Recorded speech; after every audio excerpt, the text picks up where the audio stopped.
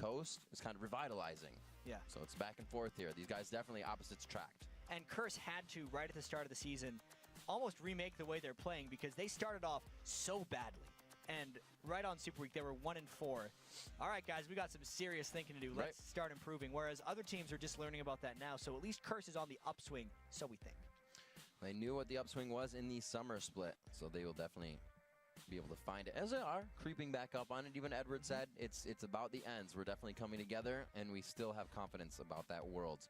Thresh going out Nunu as well, and Riven right off the bat for that Zion Spartan. Yeah, Zion Spartan always wins with Riven, so they're saying, yeah, we're just going to get rid of that thing. Got it. So you're not allowed to do that. And surprisingly, Shen got banned out as well away from Curse, even though some of Zion Spartan's best games this split have been on Shen.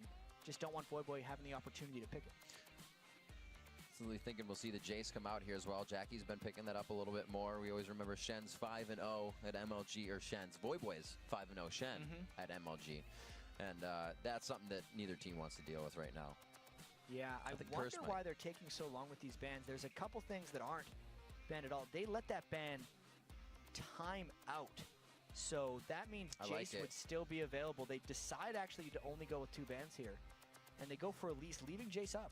You know, I remember back in the day, a little off point real quick, the team solo mid would scrim without any bans to make it harder. Yeah. But this is kind of a strategic to get a pick in your favor. Yeah. And then we just decided in the LCS, we need a challenge. Yeah. I think that's quite what they did. But whoa, Gragas gets picked early by Coast. And that to me is super surprising considering Jace is still available here, and Zion Spartan has been crushing on it lately. Maybe they're considering those tier nerfs, but that can't be it. I focused on a quick point here that it's just me being somebody that likes to watch fights as a play-by-play guy. But you can totally save an AD carry if she gets repelled on if you have that Gragas ulti. Absolutely. Bounced away. Complete safety. And since they've already used their move block to get there, you just get rid of them. It's a great disengage, which is a little strange because, all right, actually, you're right. 2 super strong disengages or re-engages because Zyra is the hardest support in the game to dive on. And then Gragas might be one of the best mid laners at keeping people safe. So maybe that's something to do with it since they know Curse is diving so hard. So we got the Jace hover here. St. Vicious looking to lock, and Jarvan's still open. We've seen him play quite a bit of that. And it looks like they lock in the Rat. Twitch gets locked in here. Second pick as the 2 and 3 get locked in. Yeah, so they're going to be giving Twitch to Cop, unless they go crazy like we saw over in Europe. Froggen played a mid lane Twitch. Just now. Just a couple hours ago in Tenerife, but... Tenerife? Eve. All right. I knew that the whole time. That's a very aggressive comp, and I wonder if Curse is pigeonholing a bit too much into making sure they had Jace, because Coast gave it to them.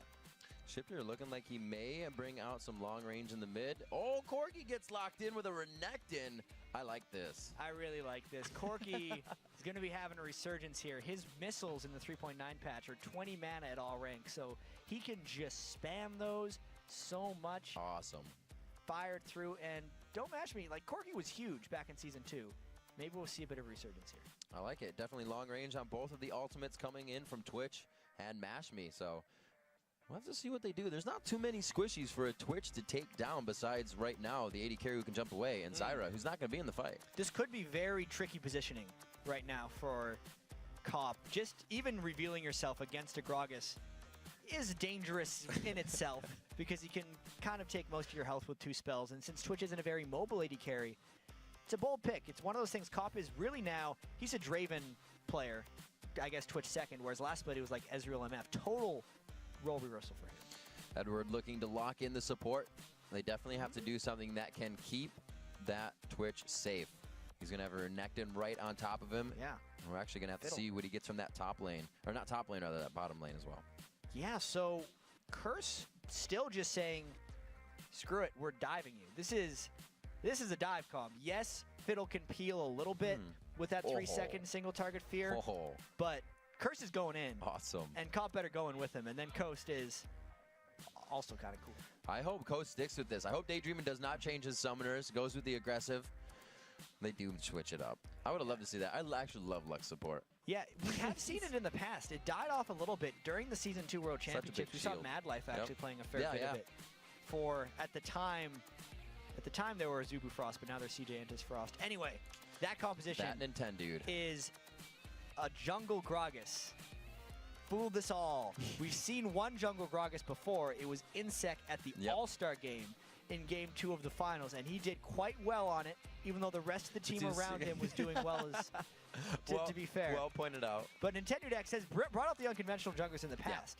He's done Jungle Leona a couple times. He was the unconventional Jungle Elise before it caught on. So half the time he picks the next OP jungler. We'll see if he gets this one. We see him starting to use the ever so becoming popular, still kind of inching in Doran starts that we've seen some junglers now doing. Nintendo always spicing things up. Yeah, he's been starting Doran's Blade on almost all of his junglers. So I wonder now that Nintendo X is trying to innovate again, if he goes with the innovative start as well. That rage, drunken rage attack damage, so he just crush everything down. He would. He would. He has to. It's on his W. Attack damage. So we're almost getting into the game. It did end up being Jace going over to Curse. They left a ban go. They let a ban go through, and it was Coast that said Twisted Fate is a higher priority. We want to stop the global presence. So Jace does get locked in blue side for Curse. And it makes sense, I think, from Coast perspective, only because Nijaki has had some very successful games on Twisted Fate of late. Yeah. I think his Jace is just as good. It's just we haven't been able to see it lately. So it is a bold move by Coast. Doran's Ring startup for Shifter here in mid as we are on to the Rift. Second game here in week 6 on day 1. We have Curse versus Coast going live. St. Vicious looking to be the front runner here. Jackie up on the left side on the top part of the jungle as the team spread out here. Wow, that's a really nice line of scrimmage that Coast has moving. And they really just don't want to let Curse go into their jungle unopposed. The only thing Curse would be able to catch them with is if Voyboy decided to go stun level 1, which is not something Elises do very frequently. And I like this line of scrimmage against this Curse composition specifically. This is Curse Spring Split. That's exactly what Curse did in the Spring Split for the first like 2 or 3 weeks. The minimizing on wards and just laying out that line of scrimmage. Nothing going to happen with it. That's the first game we've really seen no deep wards coming in. Yeah, and Curse was expecting a 5-man invade here from Team Coast, so they're going to be pretty disappointed when nobody walks in anywhere in their jungle. Say, where are those guys? Why are we all waiting here? They're pinging themselves. We know where we are. Be sure that you know where your teammate is. They're making sure they say, look, can we do golems? Nobody really knows. It's look how cautious they're playing when they haven't seen each other. Everybody's kind of on edge right now. And it's rare because teams have been trading so much vision level 1 lately. And this is not a vision trade at all. I think this is going to make the junglers play a little bit more cautiously, and even the lanes be a little bit apprehensive about where they go, just because they do not know where these junglers have started, which, even though it happens all the time when we're playing in solo queue, is very rare in competitive games. Heading over to this Nintendo. He actually goes with his Q start first. Going for that AoE on the Qs. Looks like he gets a bit of help here, and he has taken some good damage. We'll have to see who gets the lane faster, as we did just discuss that vision of where they're going to come here. St. Vicious off the red way quicker than the blue, and the junglers are off as well as the lanes. The Butcher's Blade start is what Nintendo X decided to go for on Gragas. You only got to change up one thing at a time. He didn't go Doran's Blade on his jungler like we thought he might. And again, I'm a little excited about this. We get all straight up matchups, top v top, mid v mid, and 2v2 bot. Edward keeping himself on the backside here. As that fiddle in the bottom lane, he has gone with his Darkwing first, so he's trying to harass from the bushes. We see Nintendo going for red. That blue has already been grabbed, and Jarvan's on the move. And this is the one, well, very important ward the Coast has placed, because St. Vicious rushed level 3 and is going top. This is still going to supply a bit of pressure to Zion Spartan, because Zion's already pushed up the wave, so he needs to stay in range in XP, and he wants to. He just knows that he can't get close. St. Vicious has to know by Zion Spartan immediately just deciding to stay non-aggressive that that is definitely warded. Zion Spartan playing it very smart, standing behind just the 3 wall of minions, keeping that cocoon out of his face. So he stays safe, buys a little time there, but Nintendo actually chooses not to go top lane. A little too pushed, he heads towards mid. Nintendo was coming up in case St. Vicious didn't realize it was warded, so they could have pulled off a counter gank. But as you see when he ran up there, he actually pinged exactly where he thought Saint was going, and he was correct. So not too much threat there coming out from St. Vicious' Jarvan. Wards in the bottom lane, a pink ward in the forward bush. They're just for safety, really. No ganks to come in here unless it's going to be a lane gank, and no presence from the junglers yet. We do see them going Wraiths and Wolves, so they may head down in the next 30 seconds. Just racing throughout the jungle. I think we need to pay maybe a bit more attention to the lanes then, because these junglers seem very standard, and we don't see these lane matchups very often. So Shifter versus Nijaki here, totally even as far as farm goes, but I do give the edge to Shifter here because he started with a Doran's Ring and 1 potion, whereas Jackie has started with major amounts of potions. So if Shifter keeps even in farm at least early, he's going to have a slight edge. Getting hit up pretty hard there. Should be all right in the HP. We do see that bottom lane getting pressure from Nintendo X, and Gragas has those abilities to jump over walls like Jarvan. And that's actually why Edward's staying in the side brush, because that's the one place that Nintendo X could be ganking them from, and he's just making sure it stays safe while Cop farms away in lane. Hanging out on the side, Drunken Rage just wearing off, so he chooses to back off for now, but no, we're going to see him staying. Not even soaking up experience here. We're kind of wasting time. And I feel like Nintendo X is down here only because of what Curse has been able to accomplish in this lane. 30 minion kills to 17 against the Zyra Corki lane, and Nintendo's just there to say, guys, I'm helping you out a little bit, but it's not to be. Jackie, pressure in mid. You'd think Nintendo would maybe try to blow a flash in that bottom lane to really take the pressure off, but he is going to have to stay there and soak it up now. So that CS may not just go to Corki here. I'm a little confused as what they're doing right now. I don't think they're able to push this turret too well against the Fiddlesticks Twitch, but they're just gonna... He just took a little busyness. Sorry about what's happening on the screen here, guys. He just had a little bit of fun, and he's actually decided to go back to his jungle. Well, it looks like they will. He's still in that bottom lane. And you can see Corki on your screen now. 5.5 into this one. 6.6 to 6.4. So really no advantage in the gold there. It's not any big item in the hands, but there's a pink ward for Voidboy to be put in that top lane. And I think that might have been what St. Vicious was telling him to do, saying, I want to be able to gank Silent Spartan because he's pushed so far up on you, but he's keeping the river warded. So if Voidboy goes and clears out that river, then he's going to enable St. Vicious to come and give ganks and punish Silent Spartan for staying up that far. It might have to be a lane gank. He has placed that already deeper ward, I should say, for the river down towards the blue entrance. So we'll have more than enough information to get himself out safely. Jackie not looking to really push his lane here. Everything's really being frozen. No aggression really coming from anyone. This is an extended laning phase right now. And the laning phase is going to Curse. Jackie is beating Shifter by 10. And more importantly, Cop Edward is winning by about 15 over Don't Mash Me and Daydreamin'. Look, a level 3 Corki at the turret. I feel like the extended threat of Edward's fear is just keeping them at bay. And those crows are bouncing around to the no sustain of Coast, keeping them pushed back. And he actually hasn't put anything in Drain, as he shouldn't. There hasn't been an aggressive lane. He is just harassing, fearing, and using Dark Wind. Again, bouncing that out. They're not really putting on pressure on the turrets either, so that's still slow. Like you said, extended laning phase for the win. And we don't see many support Fiddlesticks, so 3 points in the Fiddlesticks E is one of the things keeping Coast so much at bay. And since there's no counterattacks coming down, like you said, he doesn't need that drain to farm, so he's gaining more advantage because he had an initial advantage. It's just cascading on top of itself. And we see the Doran's Rings being purchased out here. Another one goes to Shifter. Nintendo picking one up for the jungle so for a little bit of HP and that regen on his manas. And I think we'll see the jungler ganks when they hit 6, because that's when Gragas is going to be able to pull off his huge displacement, or when Saint's going to be able to really lock someone down. They haven't been able to pull off much before that. I feel like because of all the lane wards that were happening early, and because of the standard lanes, there were no imbalances, and people were generally playing pretty safe. St. Vicious heading over to blue. We'll probably see a back here soon, and maybe a jockey for aggression onto that dragon once these mids get that buff up. So we'll have to see the pressure now into the bottom lane for Nintendo Dex. This has already cost him 10 CS in the jungle. It's not much, but it's going to get more and more if he has to stay down here. And he's just trying to push this lane faster. Second time he's walked into that lane and just thrown a barrel at the wave. But Edward, as you can see, has actually kept it at bay. 9 minion kills there on Fiddlesticks. Huge talk here. I think the Crow Storm is actually, not the Crow Storm, the Dark Wind has taken a few extra minions, but it's not costing them that much. Nintendo trying to pressure in the bottom. Again, this means vision on him. Jarvan going back. Yep, they have that. Make sure they have the pressure onto Dragon when they need it.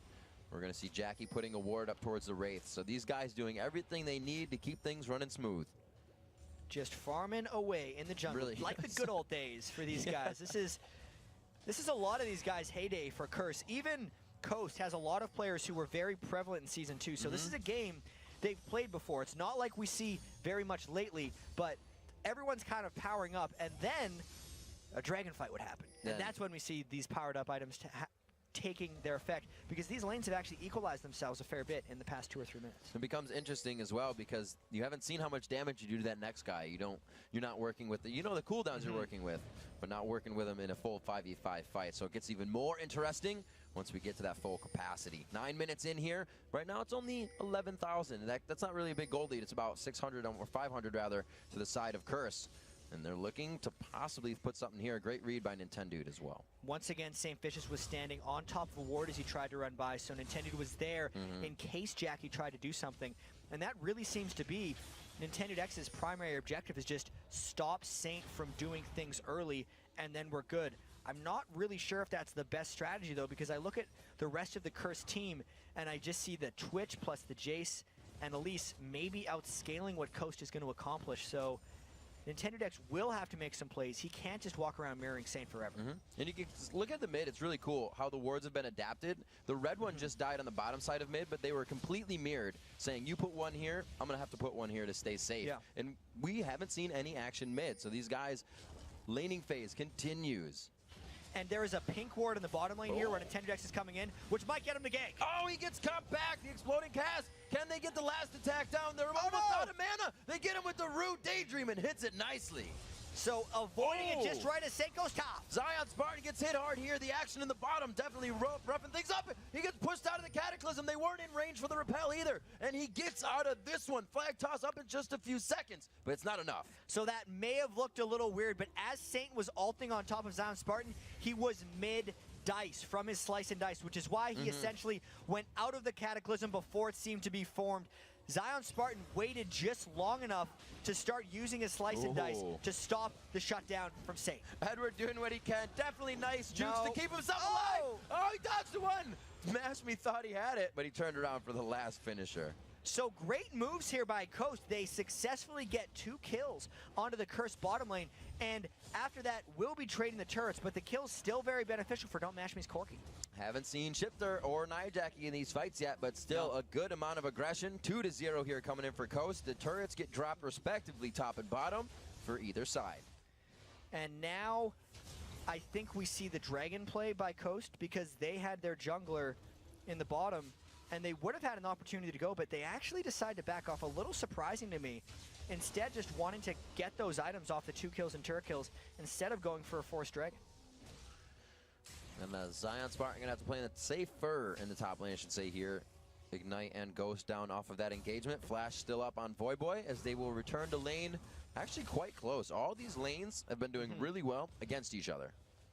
They've been very even. It's the skill matchups you kind of talk about now. One of the reasons we saw all these guys just opt into the lanes is there wasn't necessarily a 2v2 lane that needed the 2v1 because it was too big of a mismatch, or it's not like Shifter was too weak against Nijaki's Jace. They're all saying, we can fight you, and the better player will come out on top, and so far it's even.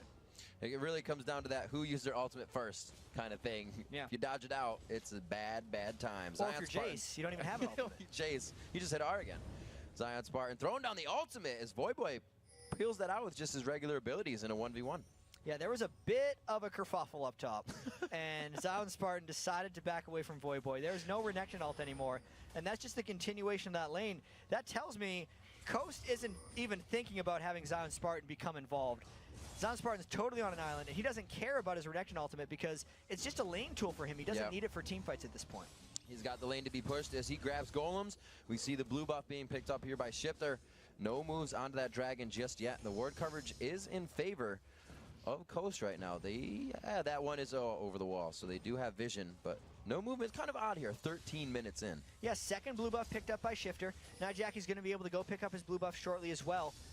One of these teams is going to be making a move for Dragon pretty shortly. I know Nintendude X's Gragas ultimate is up again, so he wouldn't mind forcing another fight.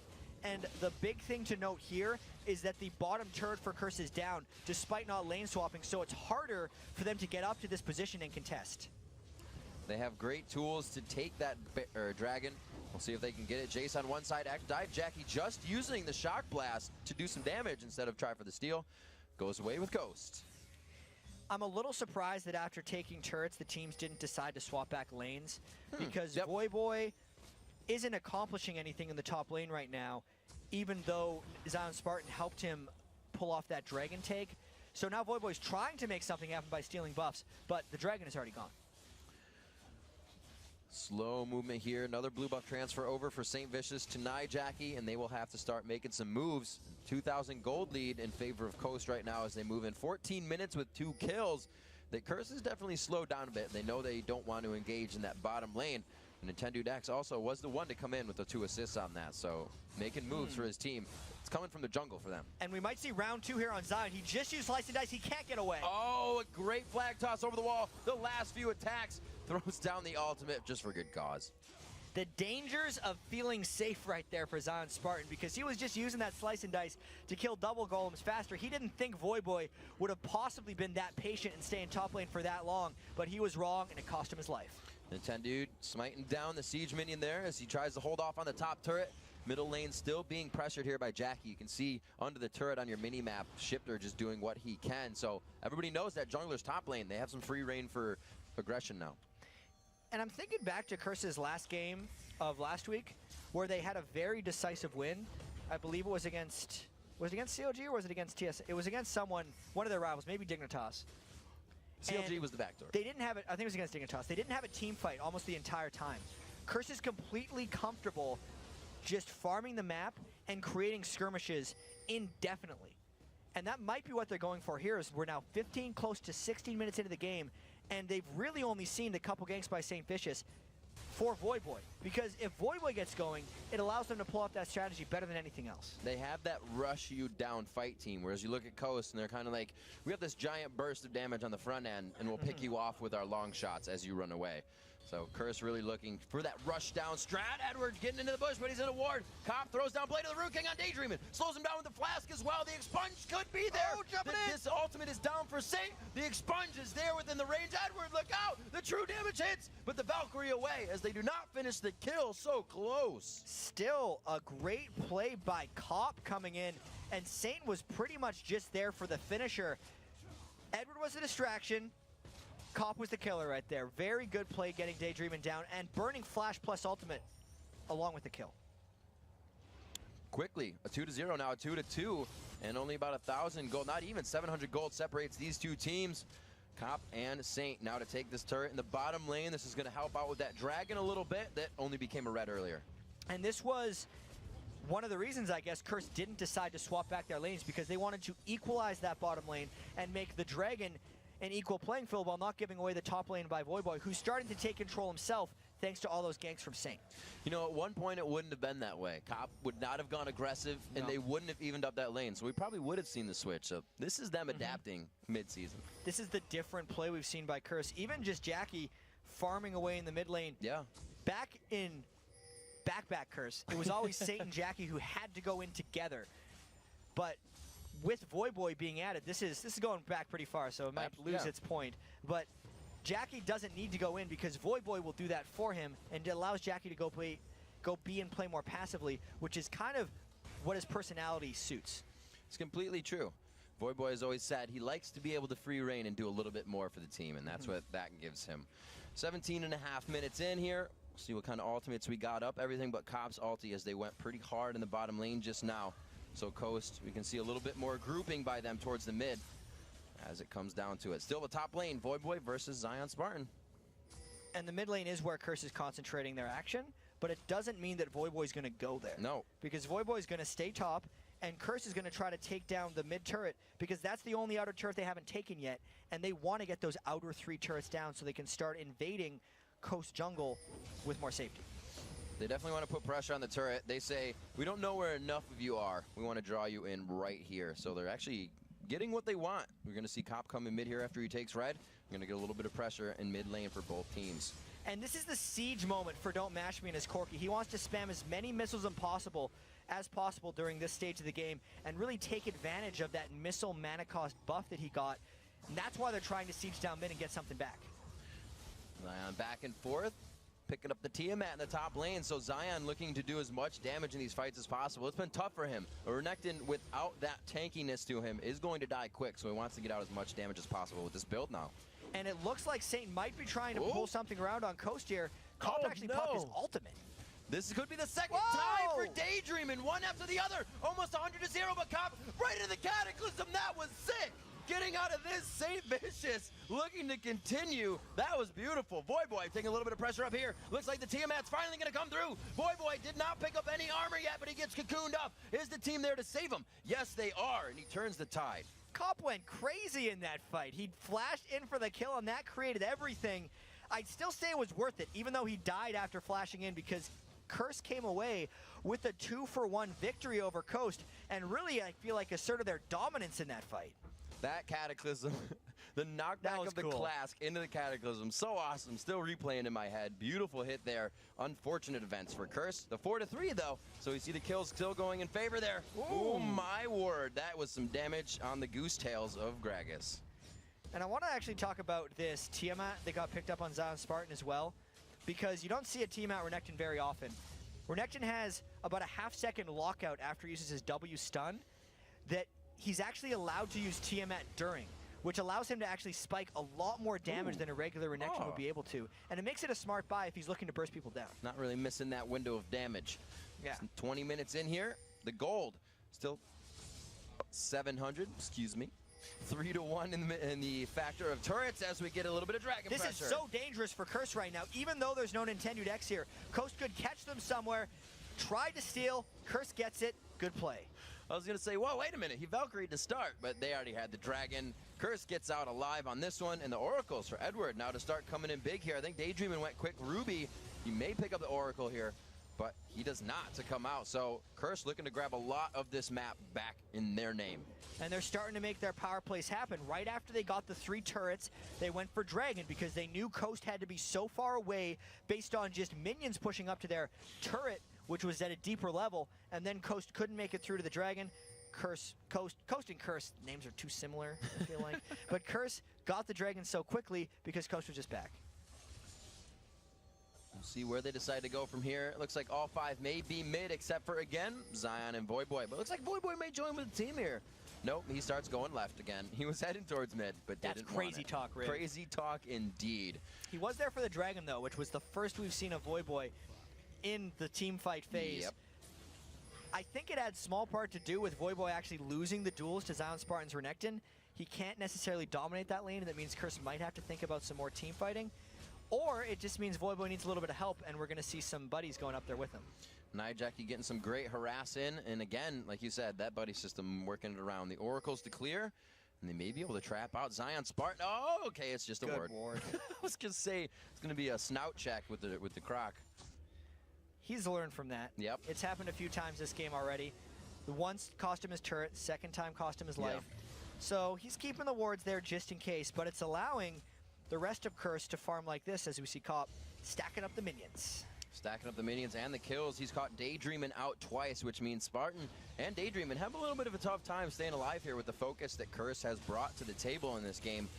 They look to pressure mid with only 2. Cop back down to the bottom lane to farm, so it looks like everybody's going to take it easy for just a few minutes. Cop still needs about 800 or 900 gold. No, even more than that. He needs about 2,000 gold total, so 800 or 900 more before he can upgrade that Infinity Edge, which is what he really needs on Twitch to start doing some big-time damage. That's why he's just in bottom lane wanting to farm, but farming safely because he doesn't want to just reveal himself to get blown up. Curse being a little apprehensive because they believe they have the late game in this one. A lot of Curse's fights coming from somebody being caught out here. We haven't seen the Fiddle ult used to full effect rather than escape. He was trying to get away from him bottom lane, but Edward still really a pivotal reason to why they won that bottom lane, leveling up Dark Wind very early to harass.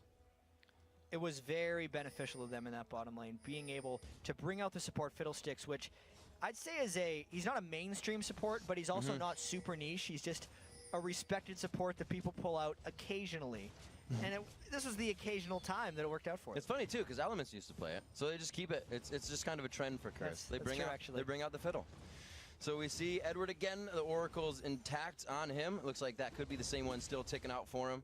Top lane, Voyboy, Zion Spartan. Again, these guys are just saying we need to get big before we go back into the fight. They are taking it slow.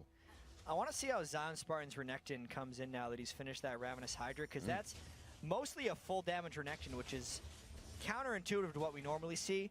The reason he's done this, though, is since Elise is picked against Renekton because Renekton likes to build Sunfire, Capes, and Warmogs, and Elise does percentage health damage.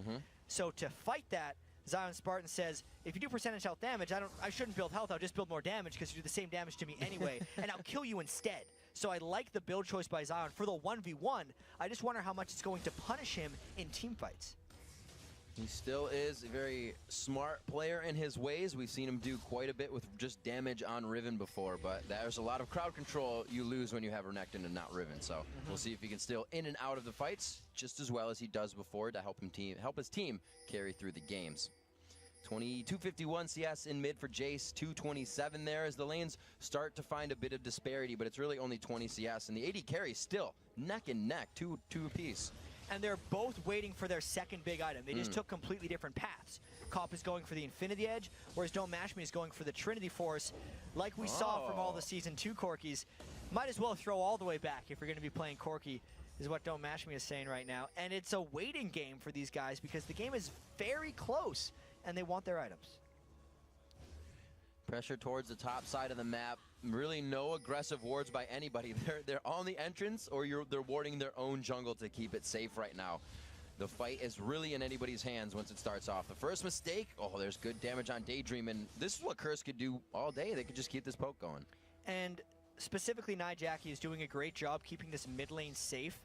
Curse is never leaving it undefended, and it's stopping Coast from getting that back. But here's that top lane fight we were talking about. There's a little bit of missed damage on the Hydra. Boy, toying back and forth. Very nice kiting.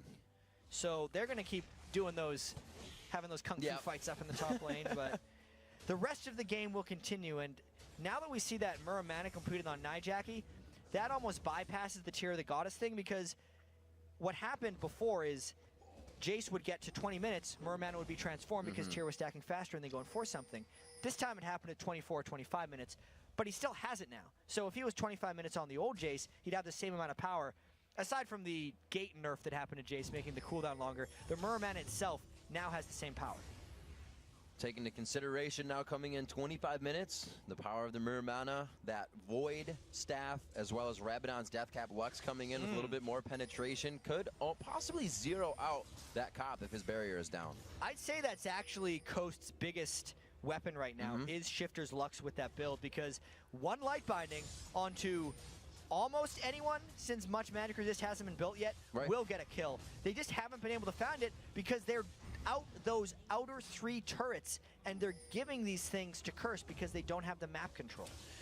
Third dragon of the game, second one for Curse. Coast was able to find one in between that window of the 1 and 2 for Curse Gaming. So Curse now pressuring the bottom one. Like you said, those turrets are down. So is Coast's vision along with those turrets. So the lanes look a little darker, especially with this one almost going down. At least Corki can keep that wave back pretty damn well. Both these teams have very good wave clear, which is one of the reasons we've seen so much farm in this game. 283 already for Jackie's Jace. Everyone farming up a storm. Looks like the second tier turret will fall. It'll be the first one on the side of Coast, and Curse not looking to really press the advantage. They know they might have it, and they'll use it later. They're going to take these slow gains as they come. Yeah. Because Curse has the confidence right now. Jackie's building up full items. It's a little surprising, actually, that neither Lux or Jace have had to build any defensive items against each other, because they're not actually fighting each other in this lane. Both of them have just said, we're going to build the items we want. Gentleman's agreement, we're farming minions this game, and that's why they both farm so well. And this is what it's going to come down to, chat. We definitely have the top here. Zion Spartan present in the fight. The laser, that was the final spark. And that's why sometimes you want to build some MR, but Coast gets the turret down, and they're making their move. That's what they were looking for, a very nice binding to start off the initiation for the fight. Take down the turret. Now at 28 minutes in, they even the score. 2,000 down in gold and 2 down in turrets. So they're looking to keep this pressure up. They want Curse on their back foot. And the primary form of wave clear for Curse is dead. Nijaki went down in that last fight. Shifter doesn't have ultimate, but they can keep this poke coming down. Whoa! Curse goes in, though. Cleanse on the Cocoon. A very nice job. I don't think they expected him to get out so fast, and they turned it 1 for 1 there. And that is the damage Renekton transitioning into team fights and not being the same Renekton you're used to. He died really fast as that fight started. Even though Curse initiated a technical 4v5, Curse just had to back off immediately. They get that retribution kill back for Nyjackie, even up the gold a little bit, or even it up, but keep that 2,000 gold lead, I should say, intact. And they will start down mid. Still good damage coming from Nintendo. They're not able to get in range of the Jace, but they have just as much poke, but they're not using it just yet. Both of these teams have tremendous abilities to siege turrets and counter siege turrets, which makes these very difficult situations.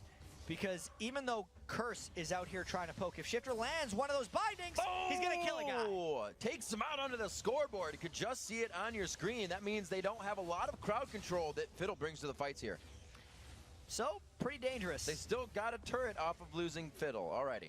I'd say that's good, actually. That turret is going to give them more than they'll lose for Edward's Absolutely. death. But the fear that Shifter instilled in everyone. It's getting there. Those bindings are more dangerous than your everyday binding. And this is going to mean more. Hopefully we'll see Cole start to put more wards out, allow those Shifter bindings to hit a lot more, because it's going to start being Curse playing, so that doesn't happen. They'll be watching for it. And both the AD carries as well completed their items. There so it it's not is. just Jackie and Shifter that are going around blowing people up. The AD carries will be able to do that shortly as well. This is one of these games where we haven't seen a team fight, a real team fight in 30 minutes. Absolutely. So if it breaks out, it is going to be extremely decisive because the gold is there for an explosive team fight. But the teams don't really know how the team fight's going to go out. If it starts with one person going down, especially with all these guys building these very squishy, damaging builds, it could be very explosive. Literally, you have 10 kills at 30 minutes, so each team over the course of the time has aced each other once. Maybe not down all at the same time, It's true. but they've gone down. Except Saint, he didn't die. Yep, except he did not go down. Oh well, we'll see. He might. It's a long game. Jackie trying to press mid with the rest of everyone here as Void Boy enters in. Finally, we get Void Boy Zion Spartan back to the middle as we see Cop spreading out back to the bottom again. Just farming up a storm here. Coast should look to do something at this point. Oh! Edward! Oh, the Baron! Oh, my word. Well, at least Oracles persist through death. Yes. So he still got it. No harm done, right? Oh, Shifter is just one after the other getting these. 2 for 2 on those just off the screen. I'd say 3 now because Jace, Fiddle, and Fiddle. That is why it is dangerous to check the Baron pit against Shifter's powerful Lux. He's getting a lot of monies off of Edward's Fiddlesticks right now, and Edward's got to be more careful about how he clears wards because he is telegraphing his positioning clearing these wards, specifically Fiddlesticks, who actually has a very slow auto attack animation. So every time he goes to hit a ward, he's like, for the next half second, hit me with the binding, please. Yeah. He's got to be so careful hitting those wards. And that's the ward they needed. Like I said, those light bindings coming from afar. It's going to be on Daydream, and he can still turn around and, oh, a beautiful flash out of that, and the light binding connecting at the same time to stop anything else from happening. And what's keeping these teams in the mid lane as well is how much split pushing is going on in the top and bottom lanes. Zion Spartan just shoved the bottom lane as far as possible while Mashmi is shoving the top lane. So they're constantly having to send replacements to just get all those giant minion waves in the bottom lane and make sure their gold keeps flowing. So we're not seeing the 5v5 matchups. Mashmi running around doing what he needs to, as well as Cop. Their farm now, 285 to 270, which actually slowed down with these past engagements, but Jackie has kept it up. 309 for himself right now, highest in the game, and he's going to start putting out a lot of damage. It looks like he may actually Last Whisper next. Or go for Black Cleaver if he's going to. Yeah, and the Black Cleaver will help Cop's Twitch even more as he's trying to AoE down the team. And Cop has got the items right now. He is, even though he's only 1,000 gold ahead of Don't Mash Me, as far as item effectiveness, he's thousands of gold ahead. Absolutely. Those are 3 of the biggest items he's want to complete on Twitch. So if Curse can get a team fight in the next couple minutes before Don't Mash Me catches up, it'll be great for them. You can see how Edward still plays this Fiddlesticks. If you were wondering, he has not leveled his Drain. Still level 12. Who needs it? Who needs it? 3-second Fear. Yep. Giant Silence. He's not going to Drain tank anyone on support Fiddlesticks, that's for sure. There's the fight. Oh, the Cataclysm goes down. He catches 2 in that. Mash Me on the outside. He's not doing much damage, though. He just can't get the shots down. The front end, that burst that I was talking about that Coast has, once it ends, you can turn it around. And this is why Curse wanted to force the fight right away, because they knew how much stronger Cop was than Don't Mash Me. They got the initiation onto the damage build Renekton, which was Zion Spartan, got rid of him immediately, and then piled on through for the rest. Cop is he definitely plays so much more aggressive than he ever has, wanting to almost go in on a 2v2 situation. He was teetering back and forth on the edge of doing that, and he might have been able to get the kill, but plays it safe because of that Challenger Pro level strat. Well, he didn't get to use his Blade of the Ruin King, so maybe he wanted to go in and take still him. looking. He might have been able to Oh take my someone. gosh. Twitch is one of the best assassin AD carries in the game, probably along with Vayne. He gets to pop up right next to a guy Boom. and just blow him up. So Cop is looking to do that, as this has been a very scattered game. And he looks so scary. Those auto attacks so quick right now. He's up to, what is that, 1.8, almost 2 attacks per second right now off of that AE carry. And we're going to see if Mashmi can capitalize on what he's been able to do in the game. Looking to actually build his last Whisper, which it looked like he was shooting brick walls last fight. He needs his last Whisper.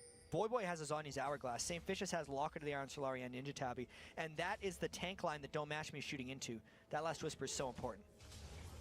All right, we're actually going to see, whoa, going into the fight here. Cop onto Daydreaming. That's again Daydreaming going down before the team can respond.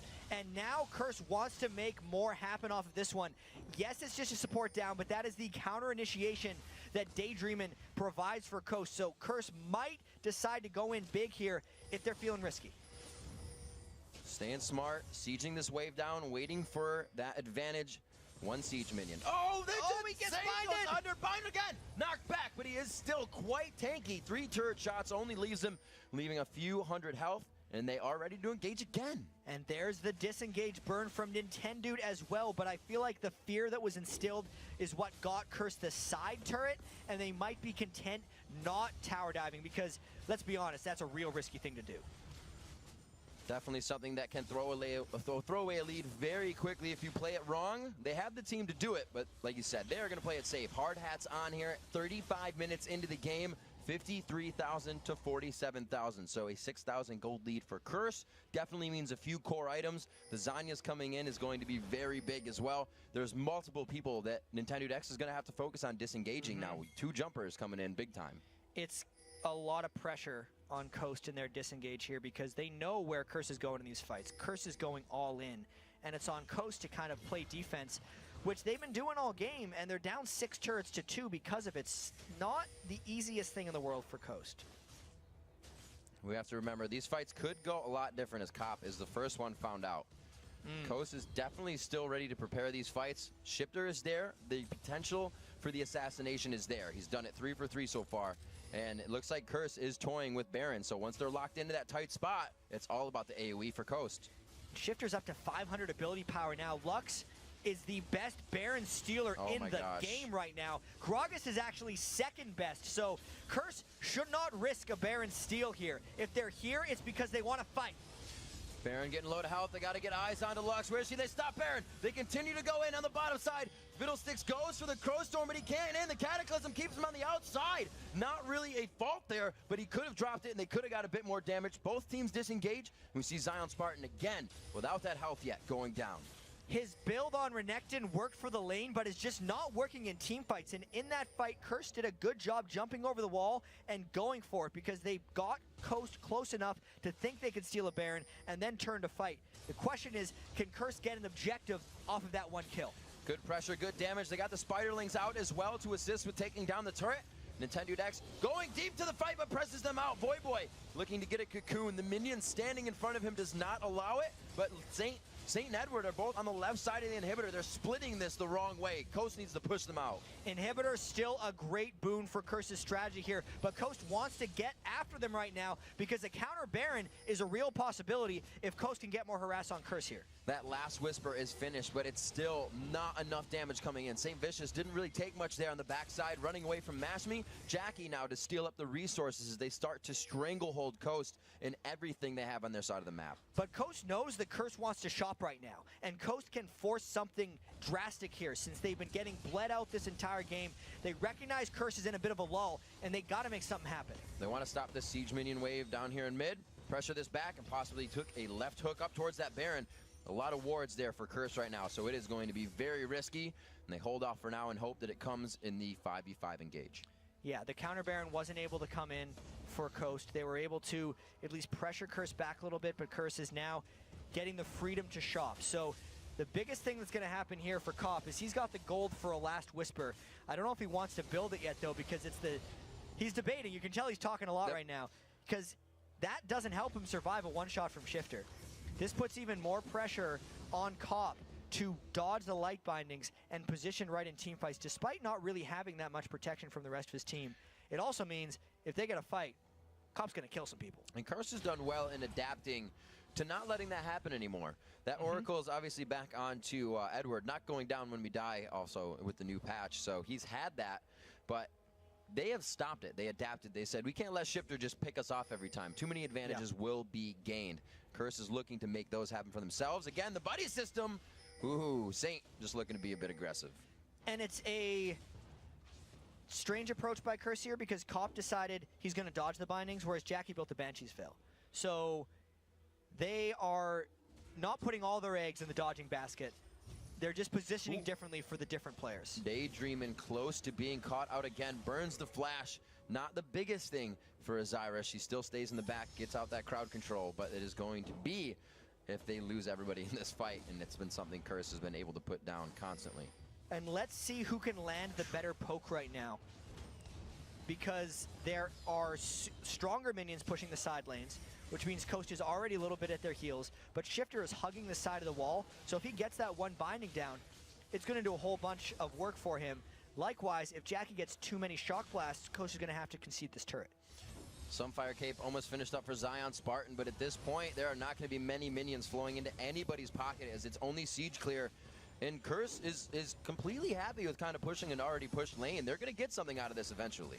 They've been playing it safe for 40 minutes. They're okay to continue to play this one safe. There's no rush on this game for Curse. But the second they do, it could happen, chat. Coast has been known to take those advantages clearly. 40 minutes in, we're getting into the lengthy late game here with these guys. Those items are going to start to negate all these towers that are down. Final pushes become a lot stronger. If the full team fight happens, there it goes. The Iron Solari goes down. Back on Nintendo and Shifter. Shifter looks to just shield right now. Throws out the ultimate, but he gets popped off to the side, and Kopp does not get hit. Spartan is going to be going to the backside, back to the fountain. They've held off for the inhibitor. They save face on the fight and take out Edward. Everybody, well, half the people went in for Curse, because the Gragas ultimate from Nintendo Dex did split up the fight a fair bit, but Coast was a little bit afraid to go in and wasn't even able to finish off Curse, whereas Curse's attention was diverted turret first, fight later. And I think it was the right call, because they were able to get the turret and only took one casualty.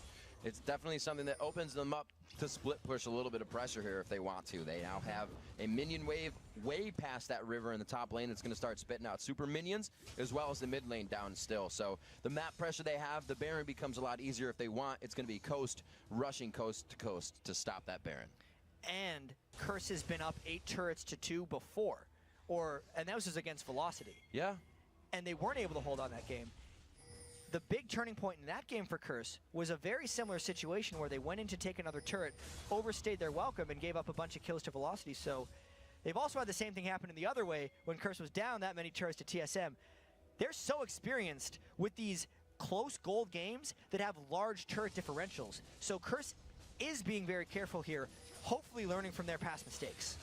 A Giant's Belt picked up onto Kopp to sustain a little bit of that, or keep alive from a little bit of that. The steals of potential. Tries to go in. He got it. He does get it with the Lux Laser. The final spark takes it. Will they be able to make it out? Nintendo only going down. Curse is going to try and pressure, knowing this is happening. An instant back from Zion Spartan. Curse really needs to not try to do Baron against the steal of Shifter's 500 ability power Lux. They've lost so many Barons this season that have been stolen away from him, but Curse now trying to make up for that. Let's see if they can win a fight 4v5 against a Baron team. They have a middle inhibitor and the top inhibitor in their eyes right now. Zion Spartan returns from base. He does have that Sunfire Cape ready and willing to go into the fight. Shifter looking to get that ultimate back very soon. It is coming up in another 4 seconds. That means that's their re-engage. Spartan just on the outside. A lot of damage on this turret. Daydreaming. Nah, thought he was putting himself in position for that ultimate.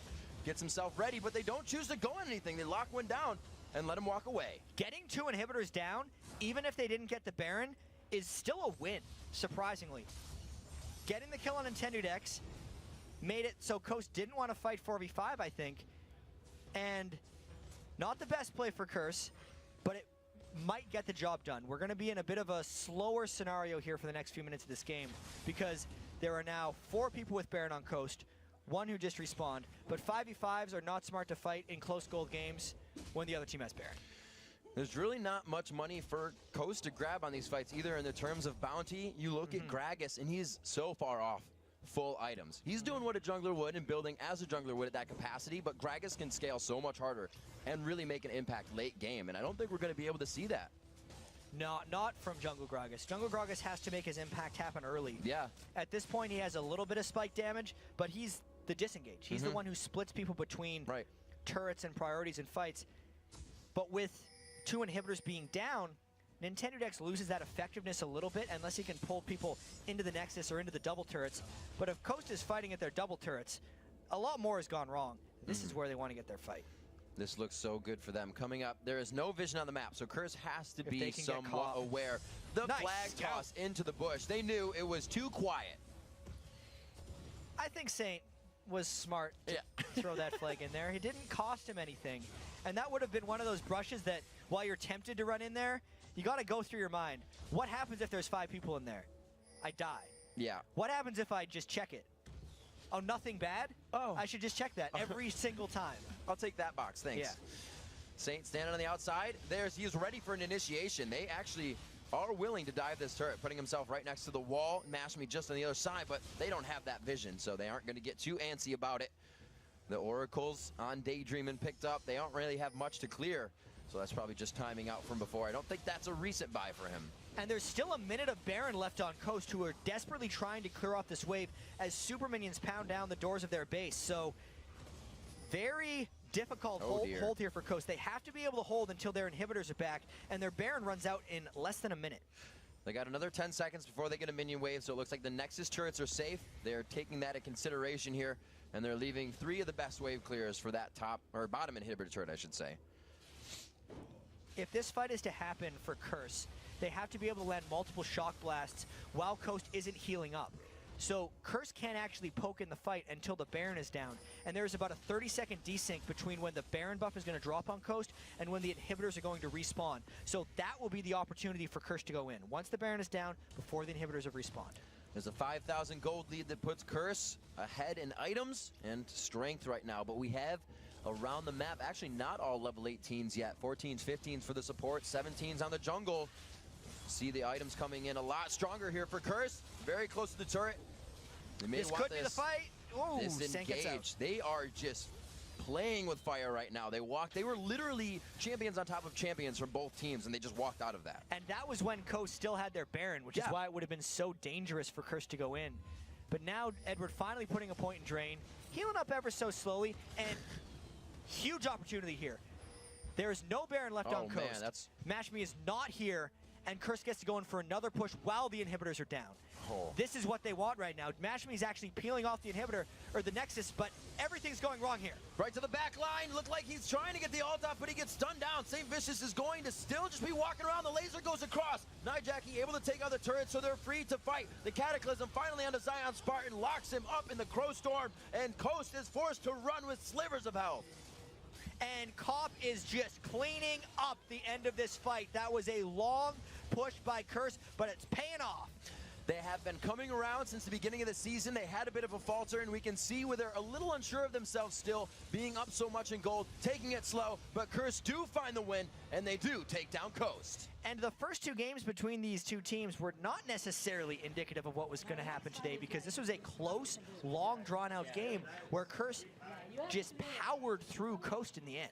A super great play as well coming in from Cop. So many times did he catch Daydreamin' by himself. 3 times Daydreamin' was caught out. But Shifter, on the other hand, as well. He had his 3 times of assassinating somebody out. It was just Cop over and over again showing aggression in his new style of gameplay.